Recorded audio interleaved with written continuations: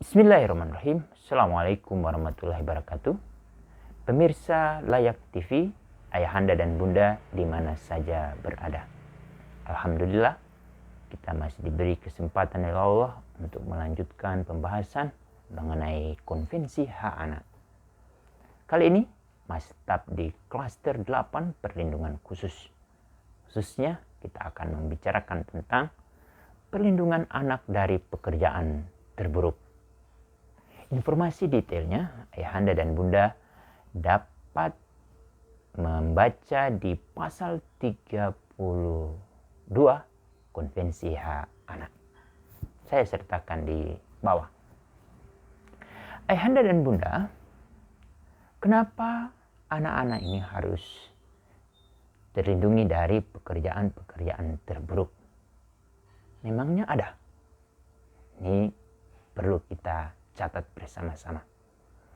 Indonesia sejak tahun 99 telah meratifikasi Konvensi ILO 138 melalui Undang-Undang Nomor 20 tahun 1999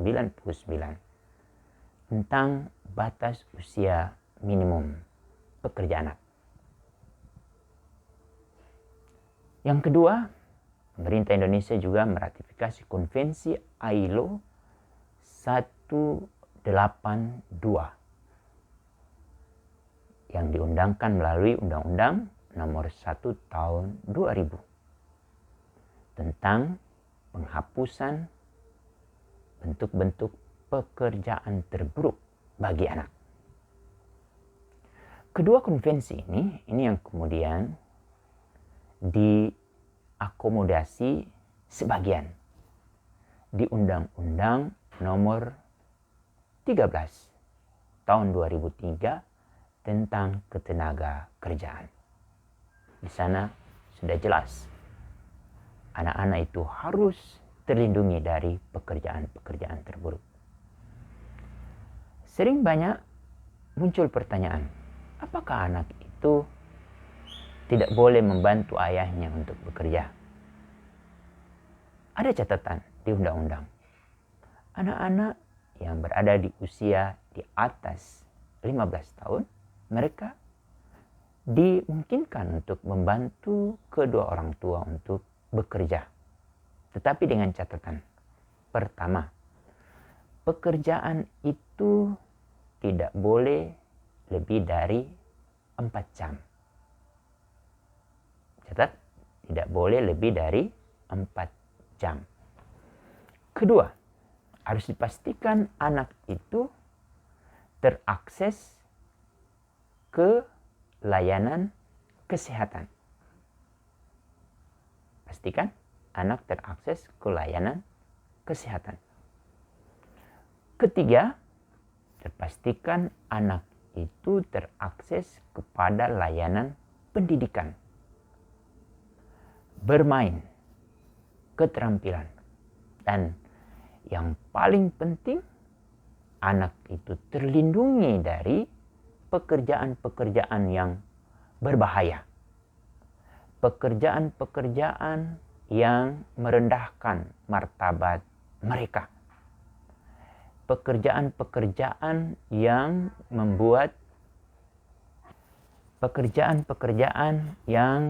membuat mereka tereksploitasi secara ekonomi dan seksual. Ini yang perlu mendapat perhatian. Untuk itu, apa yang harus kita pastikan?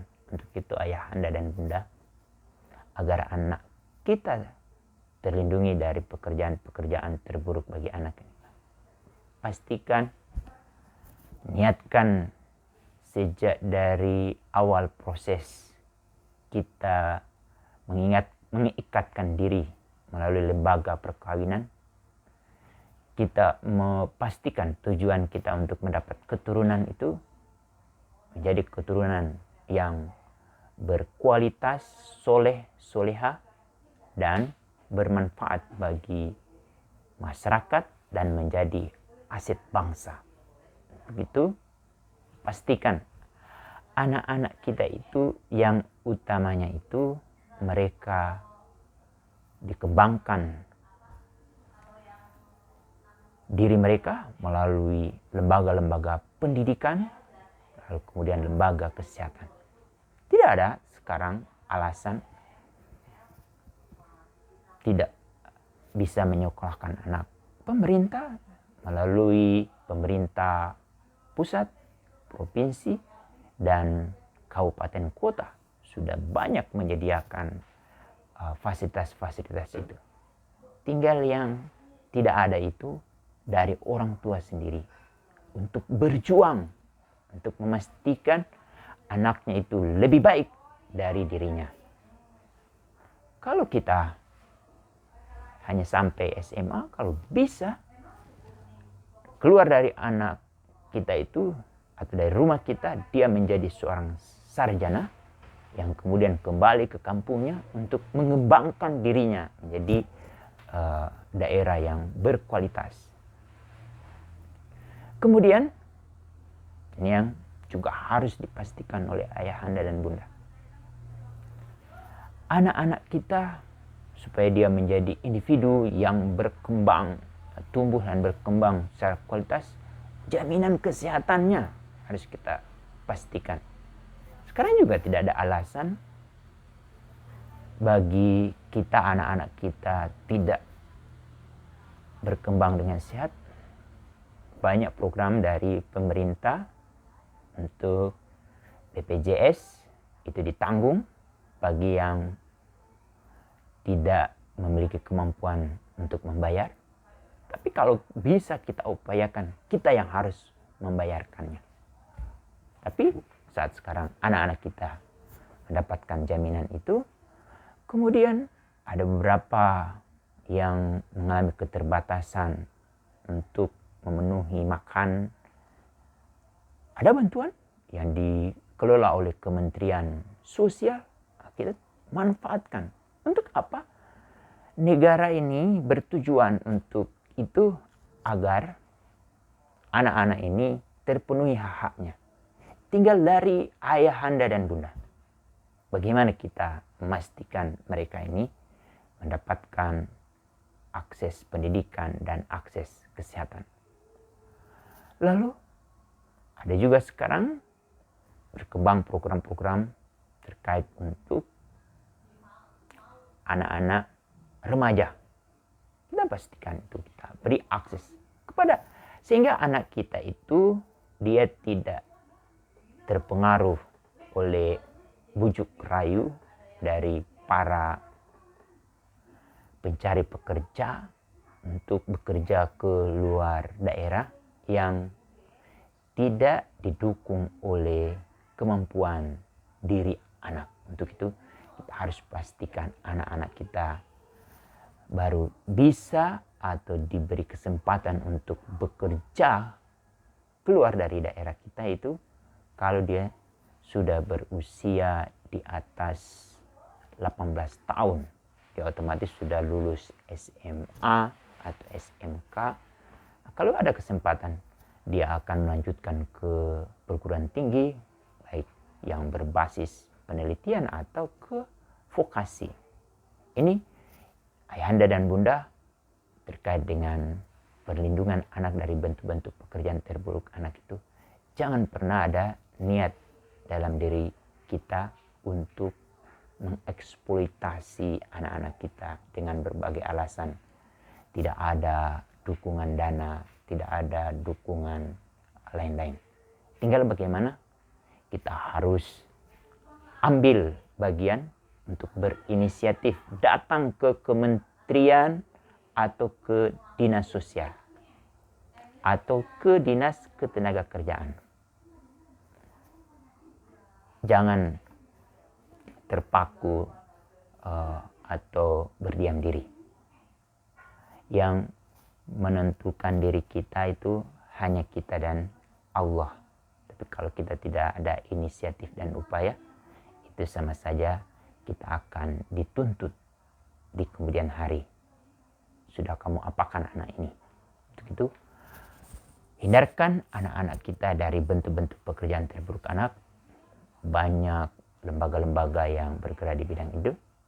Untuk itu, ayahanda dan bunda perlu juga sering-sering berkunjung ke website ILO. Kalau kita punya informasi, sebarkan kepada ayahanda dan bunda lainnya. Dengan begitu, kita sudah ambil bagian untuk menyiapkan anak-anak kita menjadi aset negara, sehingga negara ini bisa berkembang secara optimal, bukan sebagai penghasil individu-individu yang tidak berkualitas. Dan kepada kepala daerah, kepala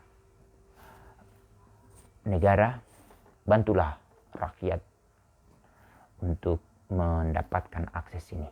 Tetapi itu juga tergantung kepada rakyatnya yang menggunakan hak suara pada saat pemilihan. Untuk itu, pilihlah bupati, wali kota, gubernur, dan presiden yang memperhatikan kepentingan terbaik bagi anak. Salah satunya memastikan akses ke pendidikan dan akses ke layanan kesehatan, sehingga anak-anak kita tumbuh dan siap menjadi pekerja-pekerja atau sumber daya manusia yang berkualitas sesuai dengan minat dan bakat mereka. Jangan mereka dirusak oleh orang-orang yang punya niat untuk mengeksploitasi mereka. Demikian, kita lanjutkan pembahasan berikutnya pada topik-topik yang agak sedikit berat. Demikian, Assalamualaikum warahmatullahi wabarakatuh.